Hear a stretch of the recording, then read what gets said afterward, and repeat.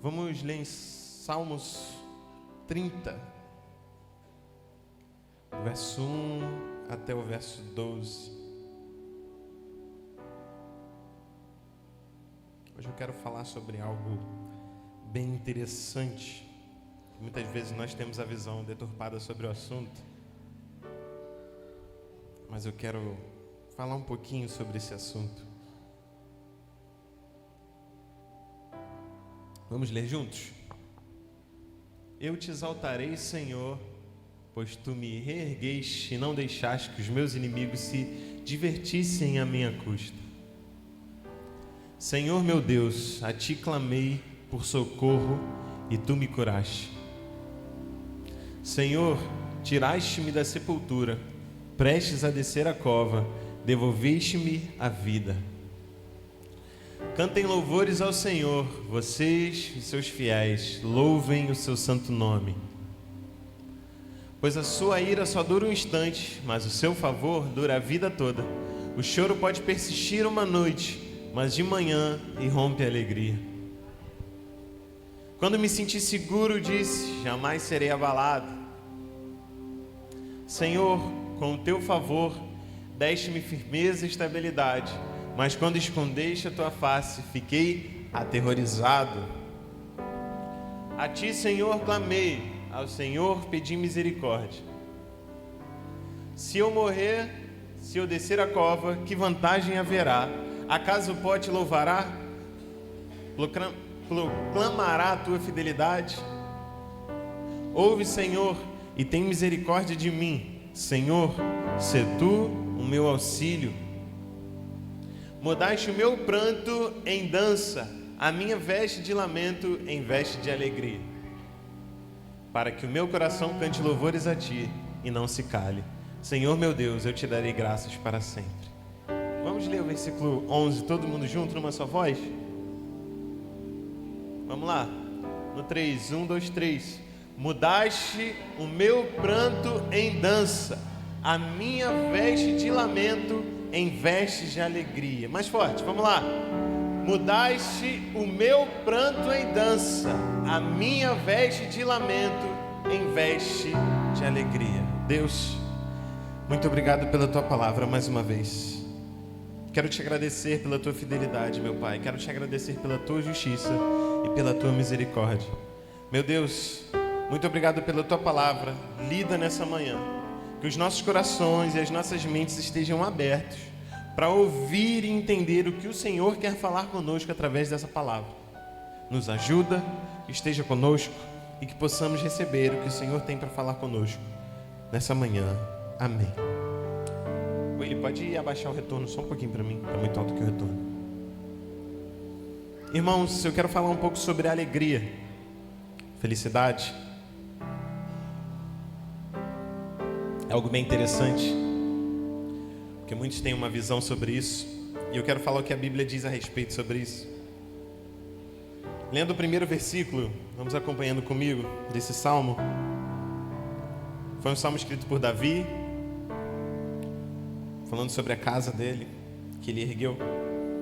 E ele começa esse salmo dizendo: eu te exaltarei, Senhor, pois tu me reergueste e não deixaste que meus inimigos se divertissem à minha custa. Aqui a gente já vê um coração grato de Davi, agradecendo a Deus e exaltando a Deus, dizendo por que ele está exaltando. Eu te exalto porque o Senhor me reergueste. Ou seja, ele estava erguido, ele caiu e o Senhor reergueu. Então na nossa vida a gente passa por várias situações desse tipo, né? Quantas vezes nós caímos, quantas vezes nós falhamos e o Senhor ele nos reergue. Ele nos põe de pé novamente, porque nós somos humanos, nós somos falhos. Ninguém consegue ficar o tempo todo em pé, ninguém consegue ficar o tempo todo bem, tranquilo. Então o Senhor, ele nos levanta novamente. Sempre que a gente cai, Ele nos levanta. Eu lembro da passagem que Pedro ele anda sobre as águas, né? E é interessante que ali parece que ele está por cima, está andando sobre as águas no meio de uma tempestade absurda. Mas ele cai também, porque ele olha para a tempestade, ele fica com medo. Então ele para de olhar um pouquinho para Jesus e ele olha para a tempestade e ele cai. E o que acontece? Jesus pega a mão de Pedro e traz ele de volta para cima. Por mais que ele tenha caído, irmãos, ele andou sobre as águas e ponto. É uma experiência incrível, que provavelmente nenhum dos discípulos tiveram mais, mas Pedro teve. Ele pôde andar e caminhar sobre a vida dele, dizendo que um dia ele andou sobre as águas. Nessa experiência incrível ele viveu. Então o Senhor, ele nos traz de pé novamente. Então Davi, ele começa esse salmo dizendo que exalta o Senhor, porque o Senhor reergueu ele, levantou ele, e o Senhor não deixou que os inimigos dele se divertissem à custa dele. Ou seja, os inimigos dele não podiam se gloriar pela derrota de Davi, porque o Senhor era com Davi. Então, quantas vezes Davi ele foi liberto dos inimigos? Quantas vezes ele fugiu? Quantas vezes ele precisou fugir dos inimigos? Ele já fugiu do rei Saul, e o Senhor esteve com ele, livrou ele de todas essas vezes que o inimigo foi atrás dele. Também na nossa vida, quantas vezes o Senhor nos livra dos ataques dos inimigos? Quantas vezes? Quantas vezes o inimigo vem nos atacar? Existem várias formas de ataque do inimigo, né? O inimigo, irmãos, não é o nosso irmão que está do lado. Já falei um pouco sobre isso aqui. O inimigo é o diabo e suas artimanhas, seus ataques. E quantas vezes o Senhor nos livra dos ataques dos inimigos nas nossas vidas? Vamos lá, vamos continuar, que eu tenho bastante coisa para falar hoje. Pode abaixar um pouquinho o retorno ainda, tá bem alto aqui, por favor. No verso 2, é um clamor a Deus. Ele diz: Senhor meu Deus, a ti clamei por socorro e tu me curaste. Então o Senhor é nosso socorro presente. Quantas vezes Davi clamou? E o que é clamar? Clamar é pedir insistentemente. Clamar é você pedir em alta voz, é você gritar. Isso é clamar. Clamar é diferente de pedir. Pedir, eu posso pedir alguma coisa bem tranquilo e bem calmo. Já bem, você pode me dar um livro seu que eu vou comprar. Inclusive eu tenho que pagar o livro pro Jabez, que eu não paguei ainda até hoje. Eu sempre falo que vou pagar e eu esqueço. Meu Deus do céu. Jabez, me lembra, por favor, quando acabar o culto, para eu não esquecer, que acabando o culto eu vou te pagar imediatamente. Então eu posso pedir de uma forma tranquila, fácil, rápido. Agora, clamar não, você tem que gritar, você tem que pedir, você tem que estar sedento, você tem que estar precisando muito daquilo. Quantas vezes Davi clamou ao Senhor por socorro e o Senhor socorreu Davi? Quantos aqui, que estão aqui nessa manhã, clamaram ao Senhor pedindo socorro urgente e o Senhor atendeu? Faz uma reflexão. Quantas vezes você clamou ao Senhor e Ele te socorreu na hora da angústia? Temos exemplos aqui claros que o Senhor livrou nos piores momentos das suas vidas. A gente sempre gosta de citar um exemplo aqui. É o da Iris, a gente sempre fala dela. O que o Senhor fez na vida da Iris? O Senhor foi um socorro presente na vida dela. Ela clamou, ela precisou. Ela clamou: Senhor, socorre-me. Era só um caso de Deus ajudar ela. Ela estava em coma já. Os médicos já tinham dito para a família dela: olha, ela não volta mais desse coma, acabou para ela. O que aconteceu? O Senhor estendeu a sua mão em sonho para Iris. Ela pegou a mão do Senhor e ela voltou à vida. Quantos creem nessa palavra? Quantos creem que Jesus faz milagre? E Ele fez. Ela clamou e Ele atendeu. E hoje ela está aqui, saltitando, levantando a mão, chorando, agradecendo a Deus por tudo que Ele fez. Então Davi fez isso. Ele clamou por socorro e o Senhor curou ele. Também nós fazemos isso. Verso 3: Senhor, tiraste-me da sepultura, prestes a descer a cova, devolveste minha vida. É como eu acabei de citar o exemplo. Quantas vezes o Senhor livrou da vida à morte? Um dia todos nós vamos morrer, irmãos. Todos nós vamos embora, mas enquanto isso não acontece, né? Porque nós amamos a vida. Quem ama viver aqui? Amém? Às vezes a gente fica com medo da morte, é porque a gente ama viver. Porque isso não é um problema. O Senhor nos deu a vida. Se Ele criou a vida, isso é maravilhoso. Então, Ele que deu esse dom da vida para nós. Então, a gente ama viver. Então, o Senhor livra a gente da morte. É comum, né? Existe um nível aí que a gente chega que a gente já não liga mais, porque a gente quer estar com Ele do ladinho dele lá. Então, né, a gente chega nesse nível de: Senhor, se o Senhor me levar agora, amém. Mas a gente também tem um nível de que a gente ama a vida, a gente quer viver, a gente pensa nos nossos familiares, né? Então a gente ama viver. E o Senhor livrou da vida à morte. Verso 4, cânticos oferecidos a Deus. Cantem louvores ao Senhor, vocês os seus fiéis, louvem o seu santo nome. Quando nós entendemos que o Senhor está conosco, nós adoramos a Ele, nós louvamos a Ele, nós oferecemos cânticos. Isso que nós fazemos aqui, nós celebramos, nós adoramos, nós cantamos ao Senhor. É para isso que nós nascemos. Verso 5, a ira de Deus ela é passageira. Diz, pois a sua ira só dura um instante, mas o seu favor dura a vida toda. E o choro pode persistir uma noite, mas de manhã vem a alegria. A gente ouve muito essa passagem, ela é muito conhecida, muito famosa. O choro pode durar uma noite, mas a alegria vem pela manhã. E aqui está falando da ira de Deus. Deus, Ele é um Deus justo, irmãos. É por isso que existe a ira de Deus. É porque quando Ele vê algo errado, algo ruim, a justiça dele fala mais alto. Mas ao mesmo tempo que Ele é justo, Ele também é misericordioso. Então a gente não pode pregar um Deus de ira sem pregar um Deus de misericórdia.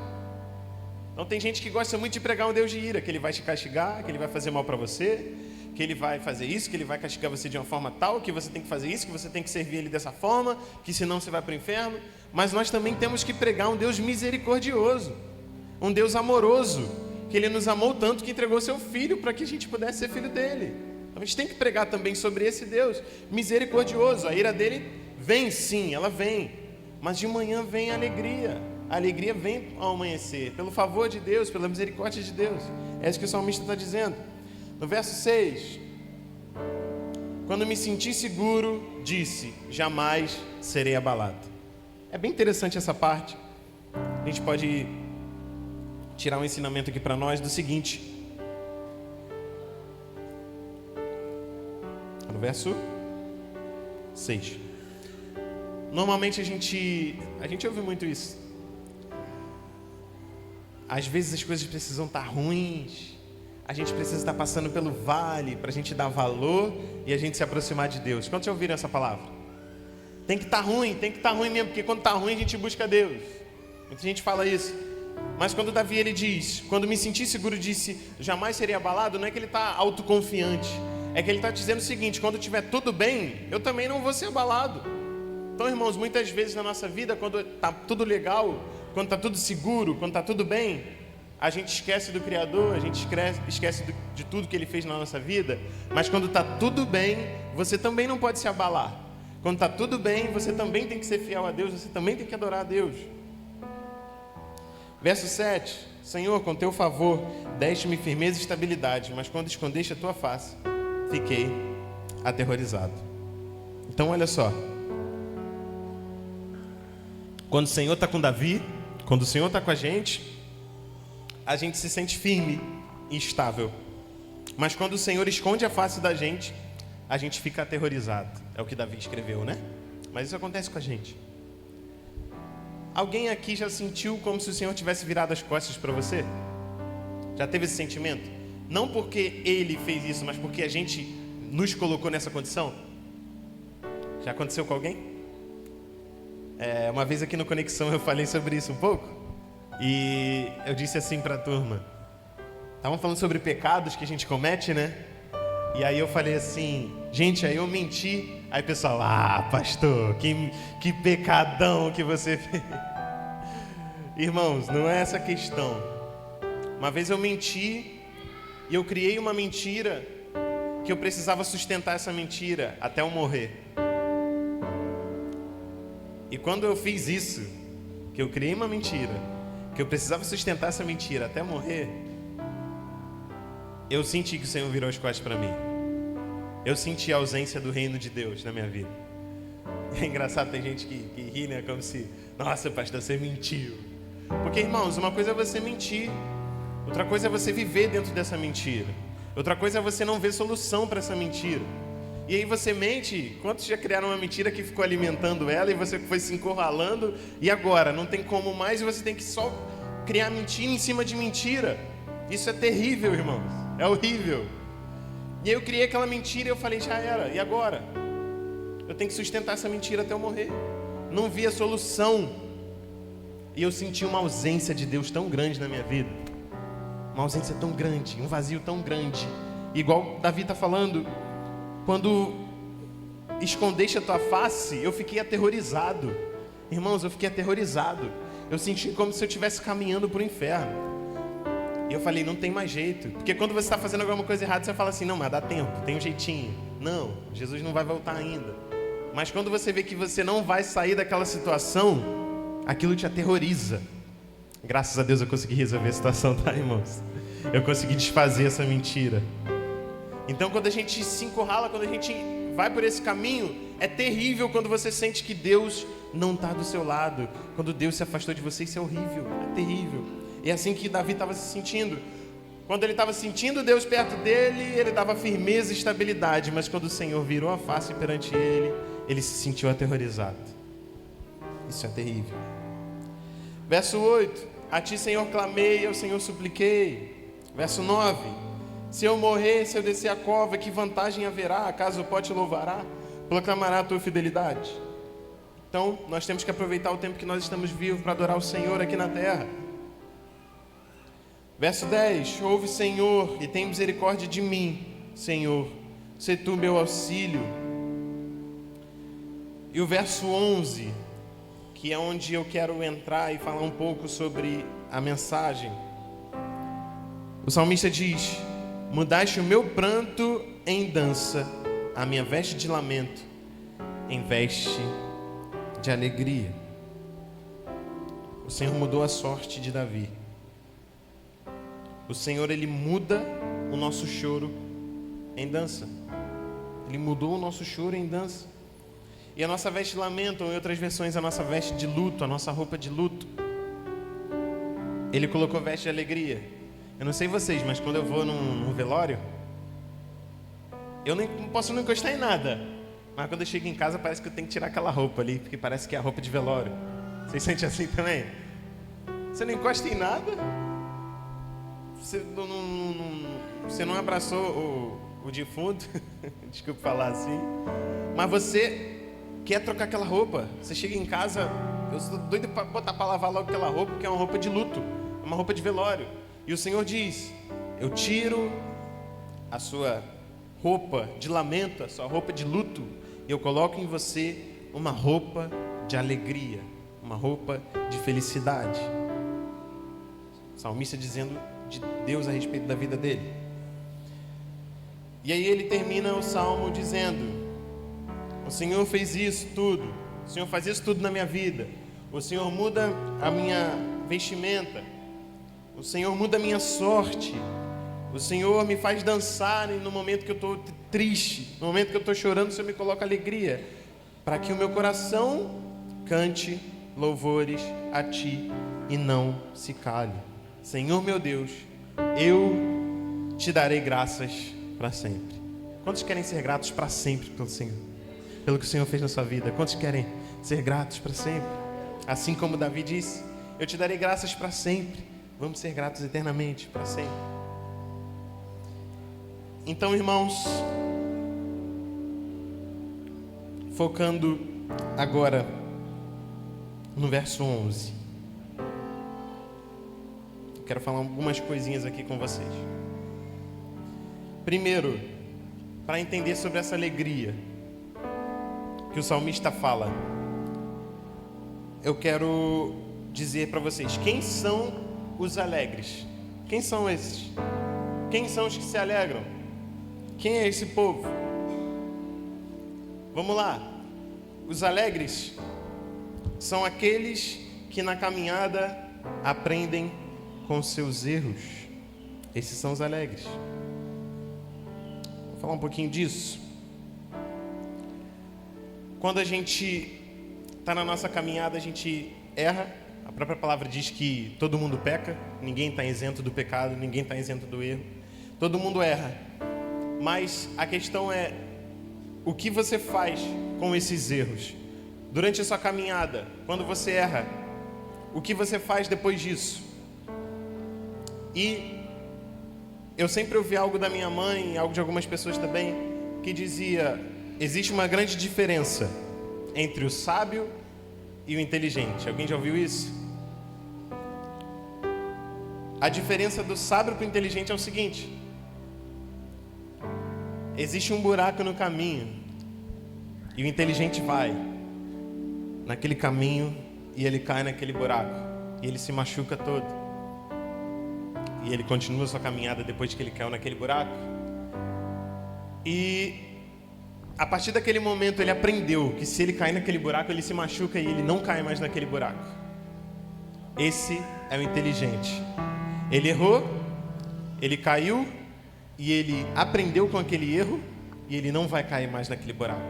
Esse é o inteligente. A gente precisa aprender com nossos erros. E quem é o sábio? O sábio é aquele que viu o inteligente cair e ele nem cai no buraco. Esse é o sábio. Então a gente tem muito daquela questão, né? Não, eu preciso passar, eu preciso errar para eu aprender. Mas você está vendo que quem caiu se machucou todo, para que você vai se machucar? Se você está vendo que aquele caminho é errado, para que você vai seguir por ali? Está tão na cara, está errado. O inteligente já caiu, você já viu que ele não cai mais. Para que você vai querer cair também? Então essa é a diferença do inteligente para o sábio. Então quando você cair, e ainda tem o tolo, né, irmãos? Que ele cai no buraco, ele se machuca, ali na frente o que ele faz de novo? Ele cai no buraco mais uma vez. E ele prossegue caindo naquele buraco. Esse é o tolo. Então, irmãos, os alegres são quem? Aqueles que quando caem, quando se machucam, eles seguem sua caminhada sem cair de novo naquele mesmo buraco. Então, quando você errar, quando você passar por decepções na sua vida, que você aprenda com aquilo e não fique preso àquilo, caindo sempre no mesmo erro, porque eu tenho certeza que isso vai trazer tristeza para o seu coração. Pode trazer um desconforto naquele momento, mas se você aprender, você não fica mais triste por ter caído naquela situação. Então, quem são os alegres? Aqueles que na caminhada aprendem com seus próprios erros. Também tem uma história muito interessante, que Salomão ele era um homem mais sábio. A Bíblia diz que ele era o homem mais sábio dos profetas, dos que vieram. E é uma história bem interessante, né? Alguém lembra de quando aquelas mulheres elas têm seus filhos e uma delas, elas moravam na mesma casa, uma delas dorme em cima da criança, do bebê recém-nascido, e o bebê morre. De madrugada ela percebe que ela matou a criança porque dormiu em cima da criança. Ela vai lá na cama da outra mulher, pega o bebê e coloca do lado dela, e coloca o morto na cama da outra. E aí quando elas acordam, aquela que estava com o bebê morto do lado, ela pensa que tinha matado a criança, mas quando olha não é o filho dela. Ela fala, o meu filho está com aquela mulher. Ela matou. E aquela mulher fala, não, esse é o meu filho. E fica aquela briga, eles levam para o rei Salomão, e o rei Salomão, ele toma uma decisão. Por quê? Salomão ele tinha sabedoria divina. Ele tinha sabedoria de Deus. Ele faz o seguinte, traz uma espada para mim. E aí ele pega a espada e ele fala, pega essa criança, eu vou partir ela no meio. Uma mãe fica com a metade da criança, outra mãe fica com a outra metade. Simples de resolver. Pronto, acabou a briga. Quando ele fala que vai fazer isso, uma mulher, que não é mãe, fala assim, tá bom então, faz isso então, cada um fica com a metade. E a outra mulher fala assim, não, pode deixar a criança com ela. E aí Salomão vê, pela atitude daquela que quis entregar a criança, ele sabe que a mãe era ela. E aí Salomão dá o bebê para aquela criança. Olha que sabedoria divina. Então, irmãos, a Bíblia diz que você pode pedir sabedoria, que o Senhor dá para você sabedoria. Se você quer ter um coração sábio, a mente sábia, quer saber como tomar as melhores atitudes, peça ao Senhor a sabedoria que Ele vai te dar. E eu tenho certeza que com isso você vai ser mais alegre também. Então vamos lá. Quem são os alegres? Aqueles que na caminhada aprendem com seus erros. Mas quem? São aqueles que compreendem que a alegria duradoura está quando olhamos para a nossa trajetória. Todos os acontecimentos, experiências que nos marcaram. E enxergamos bondade e misericórdia e ensinamento de Deus. Essa parte é bem interessante. Eu quero ler Lamentações 3:21. Enquanto o Léo abre esse versículo. Os alegres são aqueles que eles enxergam o que passou, o que você viveu. E como você vai pensar a respeito daquelas coisas que você viveu. A gente passa por vários momentos na vida, e o momento que você está hoje não determina a sua vida por completo, mas ele pode ser um momento triste, pode ser um momento que você está passando por grandes dificuldades. Mas o que você tem pensado? Você tem pensado só em coisas ruins que você passou na sua vida, ou você tem pensado em coisas boas que você passou na sua vida? Qual a sua perspectiva de visão? Qual a sua perspectiva de olhar sobre essa situação que você está vivendo hoje? A palavra de Deus diz em Lamentações, capítulo 3, versículo 21. Quero trazer a memória que pode me dar esperança. O que me traz esperança? O que você tem pensado? O que você tem trazido à tua memória? Só coisas ruins ou que pode te dar esperança? Qual a sua perspectiva sobre a situação que você está vivendo? Qual a sua perspectiva sobre o trabalho que você está vivendo? No seu trabalho hoje, é um trabalho ruim, mas qual a sua perspectiva sobre isso? É um trabalho que vai melhorar? Ou é um trabalho que você está desesperado para sair dele e que você não vê solução? A tua igreja, a tua casa, a tua família, o teu casamento, é só uma fase? Você está vivendo esse problema no teu casamento hoje, ele é eterno? Você vai separar ou você vai fazer de tudo para resolver a situação do seu casamento? Você se move pela esperança de algo melhor ou você se move por aquilo que é ruim? Qual a sua perspectiva de visão? O que você tem visto? A sua igreja tem pouca gente. Você entende que ela é uma igreja que não cresce, uma igreja parada, ou você entende que é só um momento em que ela está se preparando e que está chegando gente, que você vai cuidar de muita gente? Você se move por um pensamento de que a sua igreja não impacta seu bairro, de que você não faz diferença no seu bairro, ou você se move por uma esperança de que a gente vai mudar a situação desse bairro? Qual esperança você tem se movido? De que a sua cidade não tem jeito? Ou de que o reino de Deus ele vai fazer diferença na sua cidade? De que a sua nação não tem mais jeito, acabou, eu não quero mais saber dessa nação, não tem jeito? Ou de que o reino dos céus vai fazer total diferença nessa nação? Por qual esperança você se move? Qual a perspectiva de vida? Qual a perspectiva de visão que você tem sobre algo? Os alegres são aqueles que enxergam uma esperança. A esperança de que Cristo virá buscar a sua igreja. Você se move por essa esperança? Mas enquanto Ele não vem, o reino dele está estabelecido aqui. Ele veio deixar o seu reino aqui, a gente já está vivendo o reino dos céus. Ele não está completo ainda porque a gente não vive com Ele. Mas o reino dos céus está aqui. Ele está aqui. E a gente precisa se mover e viver dentro do reino dos céus. Qual a nossa perspectiva de olhar em relação à nossa vida? Então vamos lá. Terceiro ponto. Você vem se transformando com as experiências da vida ou não? O que você passa na sua vida, os problemas, tudo que você vem enfrentando, isso traz para você uma mudança de vida ou você continua do mesmo jeito? Você se torna alguém útil? Vamos lá, a história de José. Todo mundo conhece? José teve 2 sonhos, e nesses sonhos mostrava que a sua casa, os seus irmãos se inclinavam para ele, e ele contou esse sonho para os seus irmãos. Imagina, você é o mais novo da sua casa, falar assim: eu vou ser pastor lá da Casa do Pão. Imagina você ser o mais novo, dizendo que você vai liderar todos da sua casa. Imagina como é que é eu chegar assim: mãe, eu vou ser seu pastor. Você tem noção disso? Pai, eu vou ser seu pastor. Pedro, você é seu pastor. Então, quando José disse aquilo, na minha casa não teve inveja nem ódio, tá, irmãos? Todo mundo queria que isso acontecesse.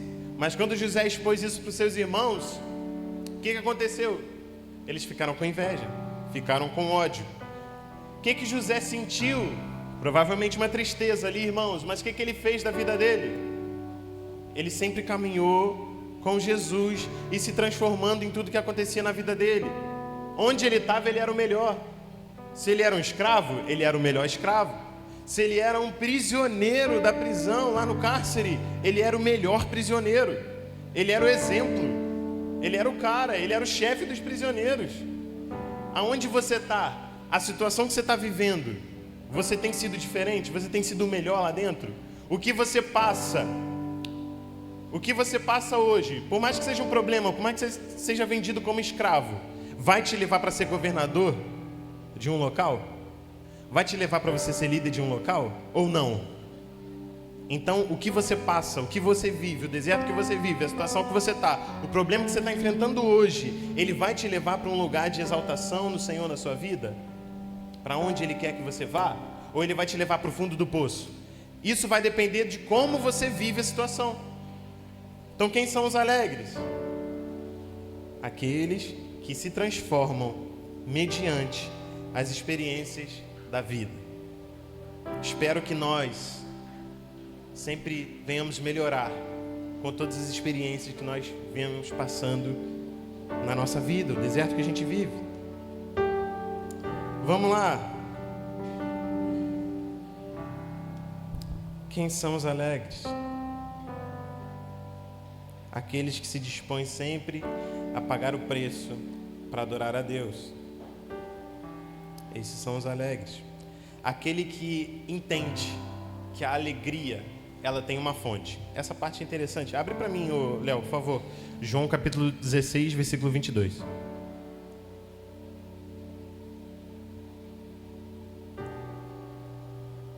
Quem são os alegres? Quem é alegre aqui? Quem é alegre? Amém? Se você não é, declare que você vai ser a partir de hoje. João 16, 22. Assim acontece com vocês. Agora é hora de tristeza para vocês, mas eu os verei outra vez e vocês se alegrarão e ninguém tirará essa alegria de vocês. Jesus falando com os discípulos: olha, eu sei que vocês estão tristes. Por quê? Jesus estava falando que ele ia morrer. Eu sei que vocês estão tristes, mas assim, depois ele fala em seguida, assim como uma mãe ela sofre as dores do parto, mas depois que recebe o filho, é uma bênção que ela recebeu o filho, não é verdade? Pode ser dolorido, pode ser, às vezes passa mal, passa situações complicadas de cirurgia, mas quando você tem um filho nos seus braços, nada compra aquela felicidade. É isso que Jesus estava dizendo. A gente pode estar sentindo dor agora pela situação que você está passando, mas vai chegar um dia, quando eu aparecer para vocês de novo, aí sim, vocês sentirão uma alegria que ninguém vai poder tirar de vocês. Olha só, aonde está firmada a sua alegria? Existe uma fonte de alegria, essa fonte é Jesus. Se você estiver caminhando com Ele, se você estiver na presença dEle, ninguém pode tomar essa alegria. Problemas no seu relacionamento, problemas no casamento, problemas no seu trabalho, problemas na sua família, nada pode separar você do amor de Cristo Jesus. Nada pode tirar a alegria de você, porque você está nele. Aonde está a sua fonte de alegria? Quando você entende isso, irmão, realmente, nada pode tirar a sua alegria. Nenhum mau humor, nada. Porque você entende de onde vem a alegria. Se você está lá com Ele, nada pode tirar a sua alegria. Então, o que eu acho interessante também é que os discípulos estavam vivendo nesse contexto de tristeza. Mas agora, vocês acham que os discípulos eles viviam tristes? Sejam sinceros. Não, Jabez? Não. Por muito tempo eu não entendia muito bem o Evangelho. Eu enxergava o Evangelho como algo cinza. Não sei se alguém enxerga situações com cores, né? Mas às vezes eu enxergo. Eu enxergava o Evangelho como algo opaco, como algo cinza, como algo chato, como algo triste. Eu falava assim, a vida fora do Evangelho parece tão boa, e a vida no Evangelho parece tão triste. Parece que a gente não pode rir, parece que a gente não pode se alegrar, parece que tudo é tristeza. Eu não sei se porque lá no tempo primitivo, quando a igreja surgiu, os discípulos eles sofriam perseguições e todos eles morreram por causa do Evangelho e de formas arrepiantes, aterrorizantes, mas eles morriam alegres.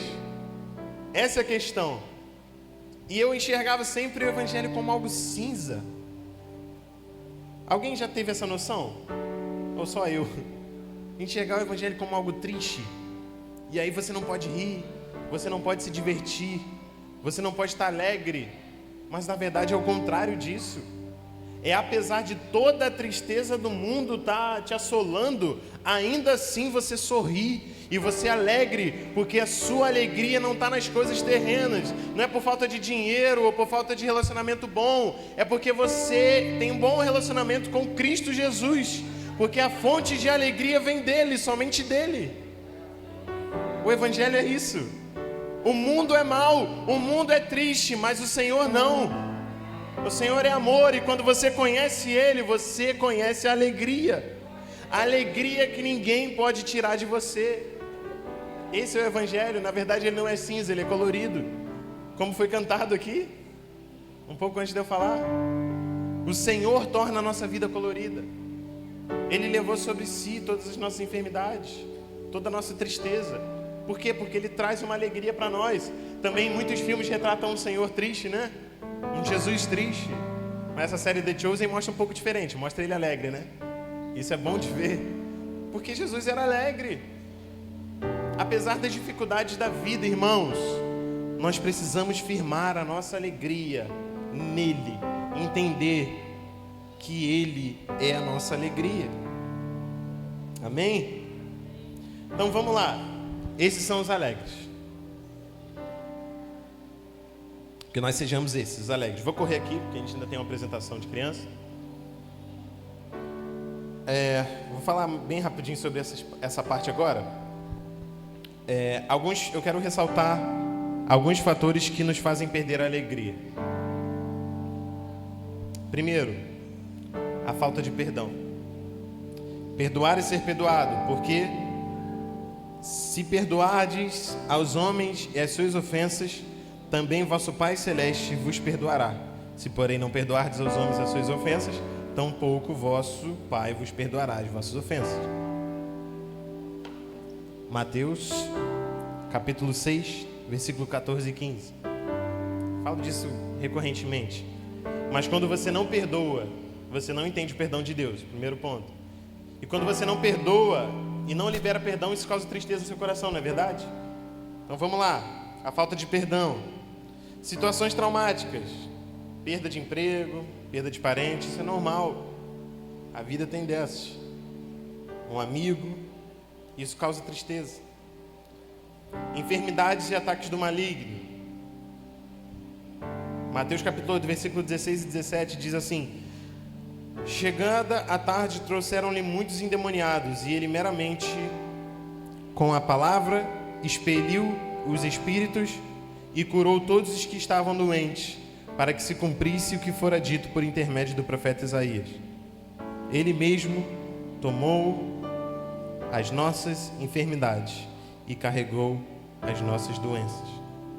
Então as enfermidades, os ataques malignos, eles nos tiram a nossa paz também e a nossa alegria. Mas o Senhor levou sobre si todas as nossas enfermidades. Mas o que tira a nossa alegria? Sentir-se injustiçado. Isso também tira a nossa paz. Isso é muito chato. Quando falam algo de você que você não é. Quando dizem que você fez alguma coisa que você não fez. Quantos já passaram por isso? Só a irmã Neide passou? Quero ver quantos passaram por isso aqui. Amém. A maioria. Dizem algo sobre você que você não fez, que você sabe que você não é. Isso não causa uma tristeza, irmãos, dentro de você? Que você quer provar que você não é aquilo? Por mais que você saiba quem você é, você tem certeza de quem você é, aquilo ainda assim mexe com sua paz. Aquilo ainda assim te dá uma tristeza. Sentir-se injustiçado. Mas olha o que Jesus diz sobre isso. Bem-aventurados perseguidos por causa da justiça, porque deles é o reino dos céus. Bem-aventurados sois quando por minha causa vos injuriarem e vos perseguirem, e mentindo disserem todo mal contra vós. Regozijai-vos e vos exultai, porque é grande é o vosso galardão nos céus, pois assim perseguiram os profetas que vieram ante vocês. Irmãos, até sentir-se injustiçado tem que ser um motivo de alegria na sua vida. porque mostra que você está fazendo a coisa certa. Mostra que você está no caminho certo. Mas injustiçado porque você está fazendo a coisa certa. Está seguindo o caminho de Deus. E é um motivo de você sentir orgulho, assim como os discípulos sentiram orgulho de morrer em nome do Senhor. Quando você é injustiçado por estar fazendo bem, você tem que se sentir alegre. Quinto ponto, uma vida de pecado. Salmo 51:12 diz: restitui-me a alegria da tua salvação e sustenta-me com um espírito voluntário. Uma vida de pecado também nos afasta da alegria. Quem já viveu no pecado sabe disso. Quando você peca e se arrepende, é uma coisa. Parece que você fica leve, você está bem. Mas quando você vive no pecado, é algo terrível. Aquilo mexe com você, corrói seu coração. E você se sente uma pessoa triste. Isso é fato. Você quer ser alegre? Saia da vida de pecado. Outra coisa que te distancia da felicidade: ser distante da comunhão e do corpo da igreja. Quando você não está em comunhão com seus irmãos, você diz que serve ao Senhor, mas você não está no corpo da igreja, isso também te causa uma tristeza, porque isso faz parte de ser cristão. Por mais que tenham muitos problemas entre os irmãos, porque relacionamento é assim, mas nós aqui temos muito mais alegria do que problemas, amém? É muito bom quando estamos juntos em união. Estava falando com a Camila ali, quando acaba o nosso culto, o que acontece? Ninguém vai embora. É um tempão aqui conversando quando acaba o culto, porque estar em comunhão com os irmãos é maravilhoso. Quando acontece a célula, quando chega na hora do lanche, o que acontece? Ninguém quer ir embora. A célula acaba 9h30, 10 horas, mas tem gente que vai embora meia-noite. Tem que puxar a orelha desse povo, cara, porque o anfitrião quer dormir. Mas ninguém quer ir embora, porque estar em comunhão com a igreja é algo feliz, é algo bom. E a comunhão quebra qualquer problema. A comunhão quebra qualquer dissensão dentro da igreja. Amém? Então a comunhão, ela nos afasta. A falta de comunhão nos afasta da alegria. Qual a consequência dessas tristezas? Qual a consequência dessa falta de alegria? Perda da alegria, perda da paz. Irmãos, ter falta de paz é algo terrível. Quem conhece alguém que mesmo no meio de todas as situações, mesmo no meio de toda a tempestade, mesmo assim está em paz? Todo mundo conhece uma pessoa assim? Não é verdade? É? Agora, todos nós temos que ser assim. Mas todo mundo conhece alguém assim, né? Tá tudo virando. Tá caindo no morro ali do lado, tá quebrando a casa do fulano embaixo, a família está brigando o tempo todo, mas tem alguém que está em paz ali. Você precisa ser esse agente da paz. Tem muita gente que vai lá em casa que diz assim: eu queria morar aqui. Mas é por quê? Porque a vista é bonita? Também. Minha casa é bonita? Normal. Mas é por causa da paz que tem naquele lar. Todo mundo fala: aqui é um lugar de paz. Aqui é um lugar tranquilo. Não é verdade, Julinha? Todo mundo diz: eu queria morar aqui porque eu tenho paz aqui, eu tenho tranquilidade aqui. Então nós precisamos criar esse ambiente de paz. Você acha que a gente não tem problema? A nossa família mora, deve ser uns 20 juntos no mesmo quintal, mas a gente não briga. Quando a gente fala isso, ninguém acredita. Vive todo mundo junto, mas a gente não briga, porque a gente mora num lugar de paz. Nós precisamos ser agentes da paz. E quando você é triste, você tem falta de paz. Quando você é triste, você perde motivação de viver. Já passei por isso também. E aí vem a depressão. Você não quer nem sair do seu quarto. Você não quer fazer mais nada da sua vida, porque você não tem motivação de vida. Mas quando você serve um Cristo vivo, Ele é sua motivação. Ele é sua motivação. Você quer viver para Ele.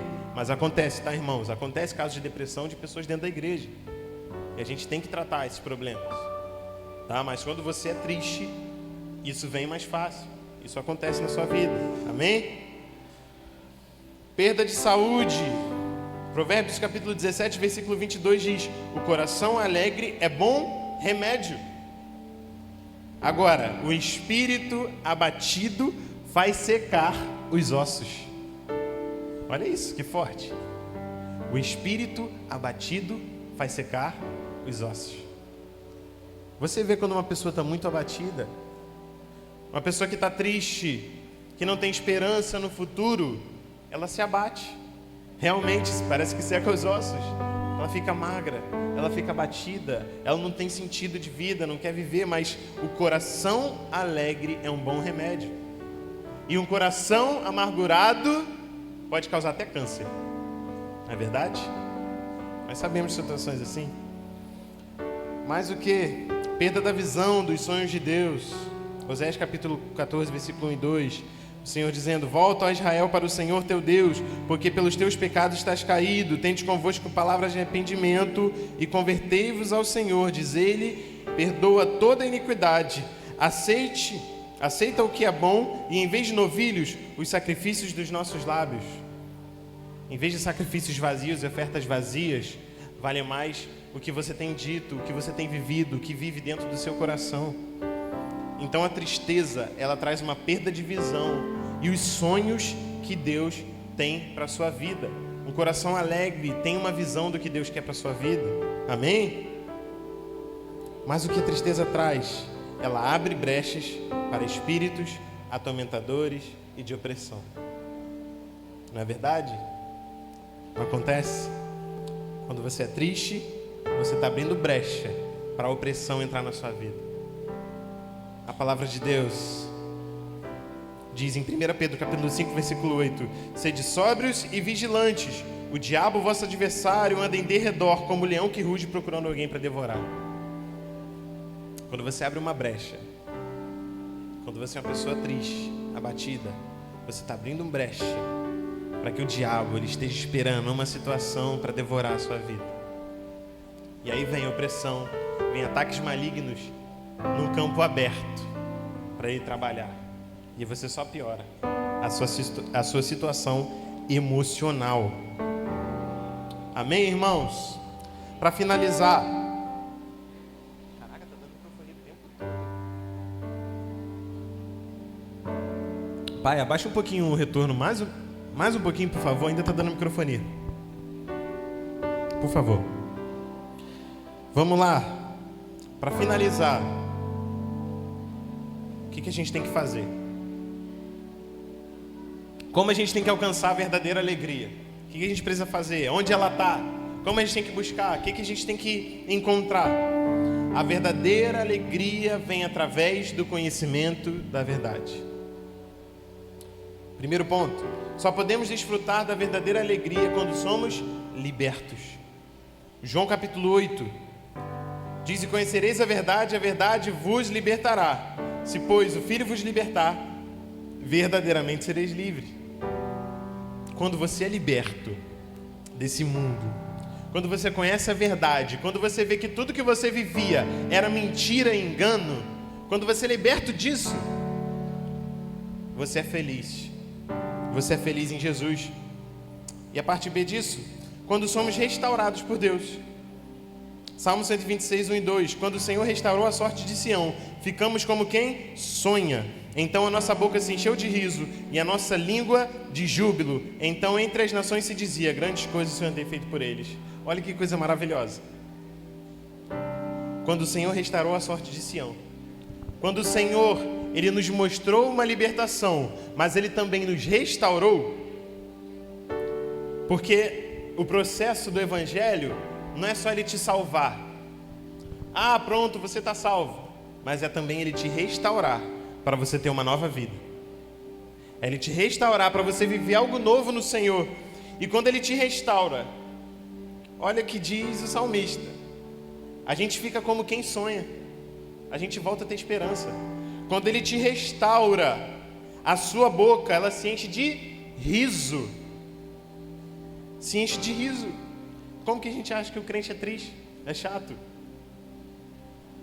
Quando o Senhor te restaura, a nossa língua se enche de júbilo, de louvores ao Senhor. Quando você é uma pessoa alegre, você louva, você canta. E olha só que interessante, quando o Senhor te restaura, todo mundo à sua volta diz o seguinte: o Senhor tem feito grandes coisas na vida dele. Você quer ser um exemplo para esse mundo? Você quer que as pessoas olhem para você e digam: verdadeiramente, o Senhor fez grandes coisas na vida dele, fez grandes coisas na vida dela. Porque independe de coisas, independe de coisas materiais, independe de tempestades, isso depende da sua paz, da sua alegria. Você é alegre, você é feliz no meio da tempestade. E o mundo vê isso, o mundo enxerga isso. Vamos lá. Então, a verdadeira alegria vem através do conhecimento da verdade. Segundo, a verdadeira alegria vem do Espírito Santo. Ele preenche o nosso vazio com paz e alegria. Romanos capítulo 14, versículo 17. Porque o reino de Deus não é comida nem bebida, mas justiça e paz e alegria no Espírito. Falei muito rápido, né, Léo? Desculpa. Romanos capítulo 14, versículo 17. Alegria no Espírito Santo. Olha isso. O reino de Deus não é comida nem bebida, ou seja, não é algo material, mas é o quê? É justiça, é paz e é alegria no Espírito Santo. Só o Espírito Santo pode te dar a verdadeira alegria. Só Ele pode te dar a verdadeira alegria.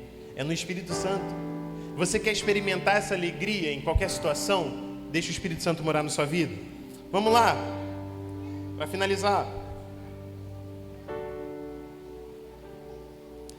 A verdadeira alegria só tem quem conhece a Jesus e o recebeu em sua vida.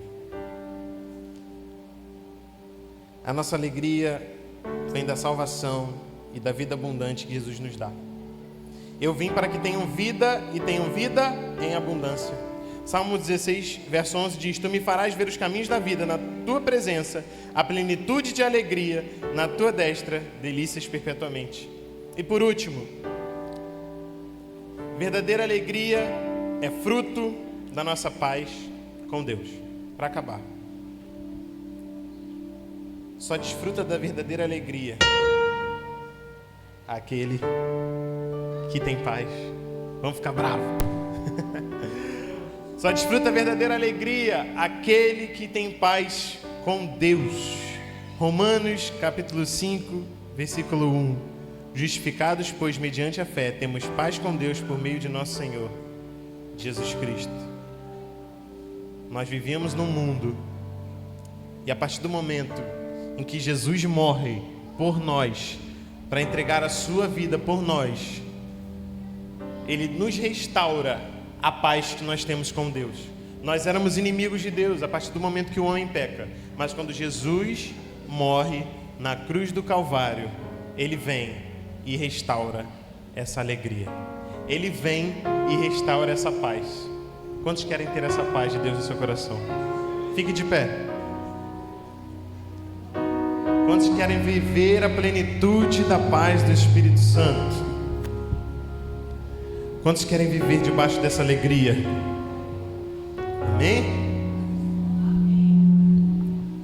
Eu quero convidar aqui na frente você que entendeu tudo que foi falado, mas você não declarou. Você quer ter essa paz e você até diz que tem essa paz dentro de você, mas você não declarou perante todos que você quer ter essa paz.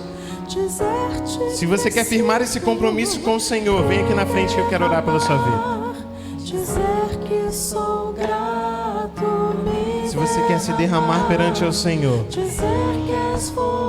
e decidir que o Senhor guia a sua vida e ter essa alegria, essa paz que excede todo entendimento, é uma paz que não dá para explicar, que a gente tem. Se você não tem, vem aqui na frente, eu quero orar por você.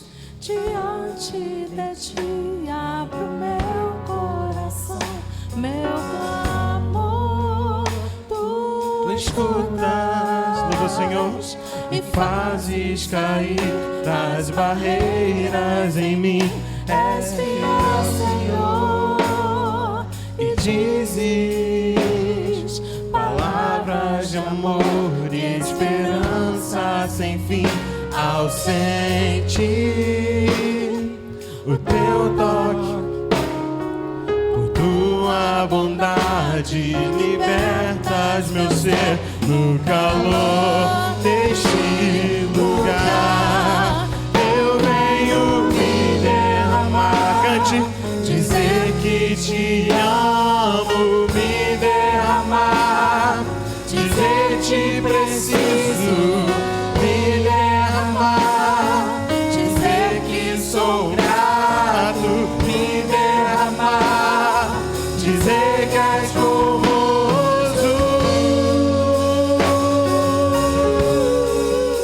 Aleluia, se derrame. Aleluia. Agora, você que é cristão, entende a palavra do Senhor, entende todas as coisas, mas você ainda assim não consegue ter paz em alguma situação na sua vida, ou não consegue ter alegria por alguma razão, algum motivo, você não consegue ter essa paz, mas você é crente, você é cristão. Se existe alguém assim aqui nessa manhã, eu quero orar por você também. E eu vou estar orando por você e por alguém que está em casa também, que está assistindo essa live. Se você não tem essa alegria e não sente essa paz, sabendo que você tem que sentir, existe alguém assim? Se existe, vem aqui na frente, por favor. Vamos louvar. Quando a gente louva, se alguém sentir a vontade, vem aqui na frente. Dizer que te amo, me derramar, dizer te preciso, me derramar, dizer que sou grato, me derramar, dizer que és formoso, dizer que te amo, me derramar, dizer te preciso, me derramar, dizer que sou grato, me derramar, dizer que és formoso. Aleluia. Deus, que a sua paz esteja em nossos corações, que o teu amor esteja em nossos corações. Aleluia.